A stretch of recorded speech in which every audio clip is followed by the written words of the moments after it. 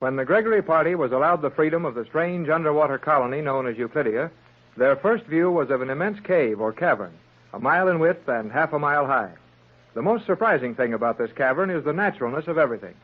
Tall trees and green grass, growing just as they do in the everyday world, while cows, pigs, and chickens make the weird surroundings almost natural.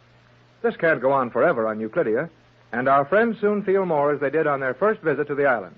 Jerry is taken away for a conference with G47, and Mrs. Gregory, her daughter Joan, and Captain Bradford are taken to witness an experiment in the laboratory of Cheops, the builder.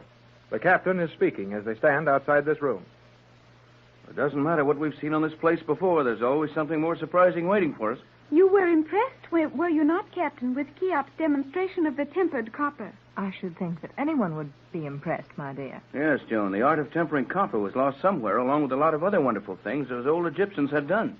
And ever since that time, men have been trying to find the secret. Even his name seems unnatural. Cheops, whom the Egyptians called Khufu. I can almost imagine this man standing by the newly completed Great Pyramid, proudly looking at his handiwork. You allow your imagination too much scope, Mother. This man has merely taken the name of Cheops, as he is the master builder of Euclidia. Well, we know that, Joan, but at the same time, it's more than a coincidence. This man should have taken the secrets of the ancient builder along with his name. I've seen enough of this for a while. Let's walk around this passageway and try to find some more natural things to look at. The sight of you standing on that thin sheet of copper as solidly as you might have stood on a concrete foundation was a little too much for me. It was indeed remarkable. That copper was so thin that it seemed almost to float in the air. Yet when the edges of it were firmly held, it supported your weight. I wish Jerry could have seen that. He's probably seen plenty where he is now. I wonder what G47 will do to him. He will not harm Jerry, I think. Possibly not, but I wish he were here with us. Okay, here I am. Oh, Jerry. Jerry, you startled me. Well, you're getting to be a regular Euclidean, son. Where did you come from? Oh, through one of those noiseless steel panels, just like the rest of the Euclideans do it. The rest of the Euclideans? Oh, sure. My dad always said, when in Rome, do as the Romans do. So I'm going to try it on Euclidia. Well, it works all right, but we haven't quite accustomed ourselves to these poppings in and out of doors. I do not like the thought of you being a Euclidean, Jerry. Oh, what's wrong with that? You were one for a long time, and you thought it was all right. This is different. You are so much a part of your world. You would not be convincing as a member of this colony. Nevertheless, Joan, it looks as if we're all going to be members, whether we want to or not. It sure does. And it looks like it more than ever now. What's happened now, Jerry? Well, nothing much has happened that we didn't figure was going to happen.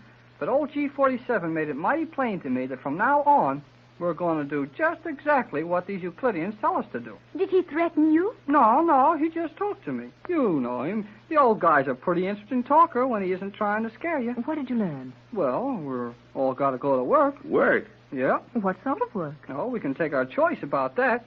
But we've all got to do something around this underwater city. G47 said that everybody works here, and we'd have to do the same thing. Did he not indicate the type of employment which was to be delegated to each of us? No, he didn't tell me what our jobs would be either. Jerry, you understood me perfectly. Now, hold it, you two. Let's don't fight yet. No, please. We must keep our minds on the possible meaning of Jerry's news until we decide what steps to take. Was any particular qualification given you, Jerry? I mean, did G47 mention what services we might be required to give? No, not much. I try to get a job with the cows. Well, I know how to milk a cow, and I'd like to stay in this room where all the green grass and the trees are. But nothing doing. I imagine that job is filled long ago. They've been using milk from these cows for a long time. Yeah, and they've got automatic milkers, too. But it needs somebody to watch them all the time. And guess who's got that swell job? Well, it couldn't be McLeod. He's waiting on the pigs. And the old skipper's gathering the eggs from the chickens. That exhausts the personnel of our party, Jerry. It could not be anyone you would know. Oh, is that so? Well, it is. The new milkman who watches the machines milk the cows is Jim Lowe. Jim Lowe? Jerry, not the Chinese cook from our own boat. Yep, the Chinese cook's got the job. Does he understand his duties? The nearest that Chinese ever got to a cow was opening a can of condensed milk. Yes, he has the job. What a place this is. Are we to choose our occupations and report, or what is our procedure, Jerry? Well, we can go around and pick out our own jobs after we watch the eruption. Eruption? Of what? Well, the volcano. Jerry, you mean the crater where the island of Euclidia is located? Yeah, well, I guess it must be there. There's going to be an eruption of that old volcano. That's what G47's getting ready for. He said we could go up to the top of this room and watch it through the transparent seawall. How far are we from the base of that crater? I think not more than 200 feet, Captain. Then we're not going to watch any eruptions if we can help it. There's more to this, isn't there, Jerry? Well, sure there is, if you'll all give me a chance to tell it. You wasted time discussing our future occupation. Yes, and if that volcano thing is on the level, we may not need any future occupation. Well, that eruption is going to be artificial, and G47 is going to pull a switch that sets it off. An artificial eruption that will create a disturbance on the surface. There must be a good reason for that. There is. I should think so. That'll destroy the island. Oh, no, it won't. You see, they pulled the island way down into the bottom of the crater. It won't get hurt a bit. Did G47 tell you all of this, Jerry? Yeah, and he told me a whole lot more. But we'd better be getting up there if we want to see this. All right, son. You can discuss as we go along. Come on, Pat and Joan. Do we go up this way, Jerry? Yeah, right up this twisting runway. I guess it comes out in some sort of a transparent walled room from what old G47 said. Well, what's it all about? Well, they're going to set off a lot of inflammable bombs. There's a lot of ships cruising around over here, taking soundings and trying to locate the island. What ships, Jerry? Well, they wouldn't tell me that. But I got an idea there are boats from more than one country that's rushed down here to try to save us. And now they'll never know we're here underwater. I guess that's about the size of it, Pat. When they take all the soundings they want, they'll find nothing but the crater of an extinct volcano in a submerged mountain.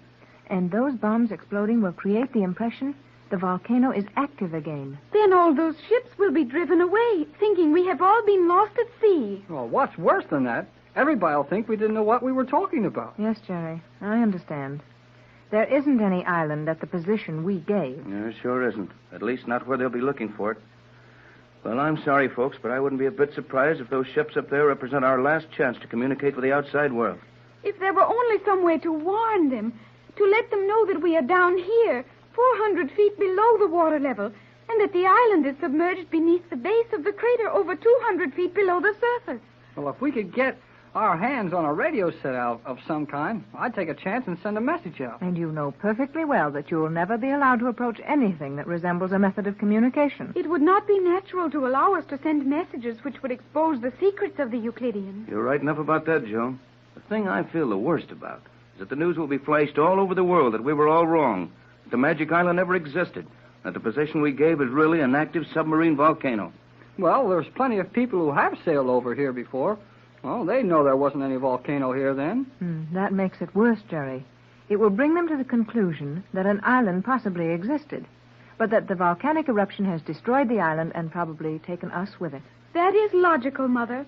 Though surely some of the charts of this locality must show the existence of the submerged mountain we are now inside of. Afraid not, Joan. Euclidean and its magnetism have been around here too long. All the charts of this position are wrong. The mountain isn't shown on any of them. Well, we can't help it now, so we might as well watch what goes on.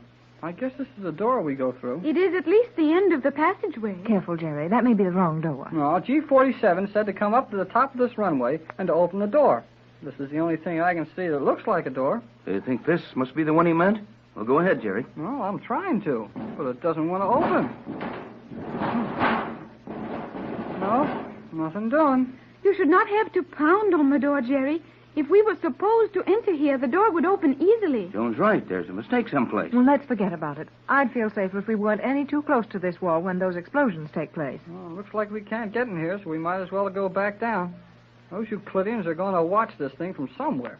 And if we can find that place, we can watch it, too. We have not much time, have we? Well, G47 didn't say how soon they were going to start manufacturing this eruption. But the way he hurried me out of his room gave me the idea it would be pretty soon. Well, then let's go back down. We passed several panels that looked like doors on our way up here. Maybe some of them can be opened. I'd just as soon not open any doors. After all, the ocean is on the other side of this wall. Quiet. What was that sound? It sounded like an earthquake to me. The bombs. I'll bet they've started them. Yes, there's another one. Tex, I felt this steel wall quiver. Now, Pat. Well, I did. Can't you feel the floor trembling? Yeah, I can. This isn't so good. Come on. I believe it is time to leave this place. Maybe so, but there must be someone around here watching this eruption. I'd like to see how they do it. Oh, Tex, please, come along. Oh, very well, Pat, but there isn't any danger. These Euclideans built things too well for that. It is possible, however, that they have not anticipated the stress and strain accompanying these explosions. Oh, sure they have. G47 told me he had the idea of using fake explosions in that old volcano for protection long before these walls were built. Well, whatever it is, we're in danger. That noise is steadily increasing. Hurry, you fools. G47, What's happening? These chambers are to be flooded. Flooded? Oh, I felt something was wrong. But G47, did you not tell Jerry to bring us up here? Will you hurry out of here? No. I told Hall to take you to the top of the other passageway. This is a pressure channel. We must fill it with water to withstand the pressure of these explosions. Otherwise, Euclidia will be flooded, and you stupid fools will have the lives of everyone here in danger. Gee, I'm sorry I made a mistake. You certainly made a big one. Do not blame Jerry. This would confuse anyone. I certainly couldn't tell one passageway from another. Silence, you stupid fools. Go, hurry. Take yourselves down this incline as rapidly as possible. Go. What about you, G47? Go. Come on, everybody. We'd better move faster than this. G47 has gone back into that upper chamber. What if he's caught in there and can't get out? I guess he's too smart for that. G47 would think only of saving the colony. He would make no effort to save his own life. He's just like that, all right. You three going down this ramp. I'll go back and see if I can help him. No, Tex, don't be foolish. Why should you try to save that man's life? Our lives wouldn't be worth much without him. You are right, Captain. All of our lives depend on G47. You're too late now. Run, everybody. That wall's going to cave in.